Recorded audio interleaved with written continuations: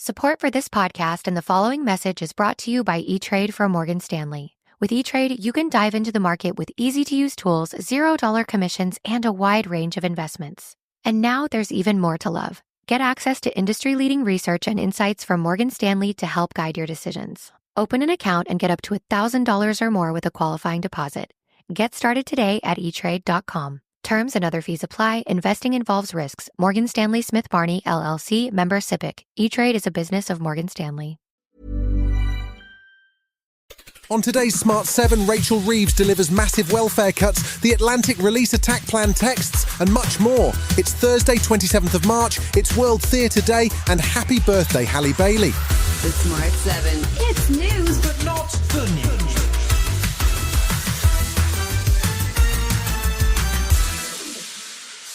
Chancellor Rachel Reeves delivered her spring statement on Wednesday and confirmed welfare cuts of £4.8 billion. That's set to affect about 3 million households who could lose almost £2,000 a year in benefit payments. Wednesday did see the inflation number drop, and Reeves pledged to keep driving growth in the economy and a crackdown on tax evaders. This statement does not contain any further tax increases.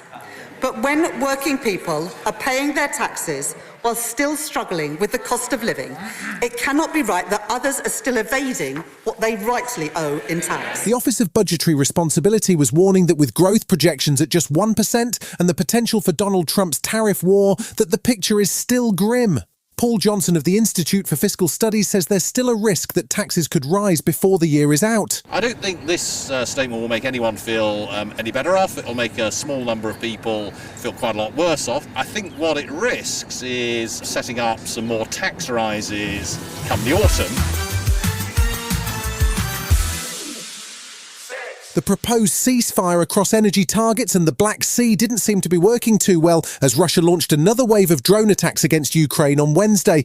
Ukrainian President Zelensky was on his way to Paris for a meeting with President Macron before a broader meeting of the Coalition of the Willing on Thursday, but he said that continued strikes are a signal to the whole world that Russia isn't serious about peace. In Paris, President Macron pledged a further €2 billion in military aid for Ukraine and rejected any suggestion that the US ceasefire deal with Russia would change Ukraine's European allies' behaviour. Russia shall have no right of say regarding the support we are providing and will provide Ukraine, because it is about Ukraine and it is about the security of all Europeans. Earlier, NATO Secretary-General Mark Rutte was in Poland, where he re-emphasised that the NATO alliance would stand firm in the face of any Russian aggression. If anyone were to miscalculate and think they can get away with an attack on Poland, they will be met with the full force of this fierce alliance. This has to be very clear to Vladimir Putin. Wednesday saw The Atlantic magazine release the detailed attack plans that were revealed in the not-so-secret signal group by US Defense Secretary Pete Hegseth. The Trump administration has tried to argue that there is a difference between attack plans and war plans, but the scandal shows no sign of dying down. Donald Trump weighed in with an opinion on the editor of The Atlantic, who has found himself at the centre of the story. Goldberg's a loser. His magazine's a big loser. There was no classified information, there was no problem, and the attack was a tremendous success. The US's international allies have been expressing concern over the lax approach to top-secret information, with some suggesting they'll review how much information to share with the US from now on. UK Prime Minister Keir Starmer says he isn't worried, though. We work with the United States on a daily basis, and unpicking our relations with the US on defence and security is neither responsible nor serious.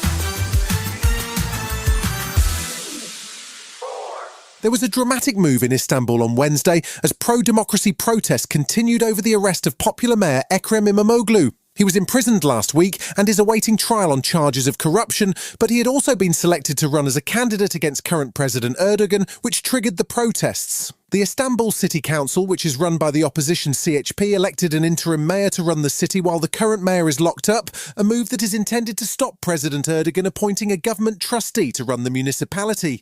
Lawyer for the imprisoned mayor, Ise Guna, says the case against her client doesn't stack up. All the corruption allegations are based on a couple of confidential witnesses who do not present concrete evidence, but it's mostly hearsay. So, of course, we believe these are baseless allegations. Still to come on today's Smart 7. In association with Metro, Arsenal women pick up a huge win and Chapel Roan spills the tea. Right after this. Hey, you know what would make your customer service help desk way better? Dumping it and then switching to Intercom. But you're not quite ready to make that change. We get it. That's why Finn, the world's leading AI customer service agent, is now available on every help desk. Finn can instantly resolve up to 80% of your tickets, which makes your customers happier and gets you off the customer service rep hiring treadmill. Finn by Intercom, the leading customer service AI agent, now available on every help desk. Welcome back. Wednesday night saw Arsenal women score a massive win in their Champions League quarter-final second leg against Real Madrid. They were 2-0 down from the first leg, but 3 goals at the Emirates were enough to put them through to a semi-final against Leon. In tennis, Emma Raducanu was in action on Wednesday evening in a quarter-final at the Miami Open, but lost to 4th seed American Jessica Pegula. There was a major shock as teenager Alexandra Ayler managed to knock out 5-time major winner Iga Swiatek, who was harassed by a spectator early this week. The teen from the Philippines couldn't believe she'd won. My coach told me to run, to go for every ball, take all the opportunities I can, because 5-time Grand Slam champion is not going to give you the win.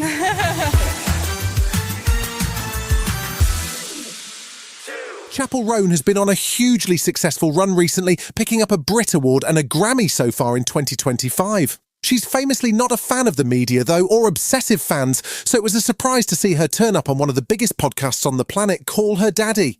The episode just dropped, and Chapel spills the tea on her dating life. She is dating and says it's serious with the girl she is seeing. She also chats about her inspiration for hit song Pink Pony Club and reveals that when she was a kid, she hated the Jonas Brothers. She's feeling more friendly towards them now, but she's still not a fan of fans approaching her. She did explain how she came up with the key phrase in her huge hit Hot to Go.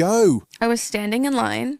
There were 2 girls in front of me. They were like talking about me. And they were like, do you know who's dating Johnny Carolyn? Oh, it's Kaylee Amstutz. She's not hot, but she's pretty. And so when I wrote Hot to Go, that's why I'm like, call me hot, not pretty. Because like that was so ingrained in my heart of like, I want to be the hot girl.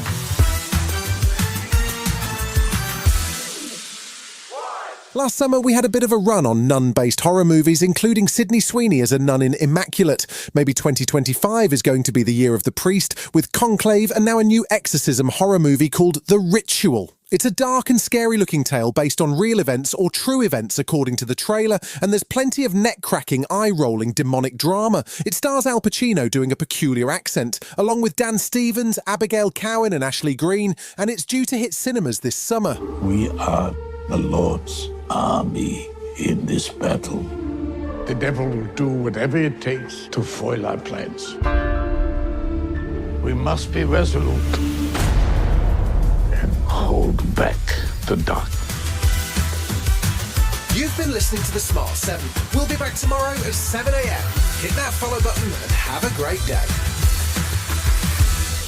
Give us 7 minutes and we'll give you the world. Hey, you know what would make your customer service help desk way better? Dumping it and then switching to Intercom. But you're not quite ready to make that change. We get it. That's why Finn, the world's leading AI customer service agent, is now available on every help desk. Finn can instantly resolve up to 80% of your tickets, which makes your customers happier and gets you off the customer service rep hiring treadmill. Finn by Intercom, the leading customer service AI agent, now available on every help desk.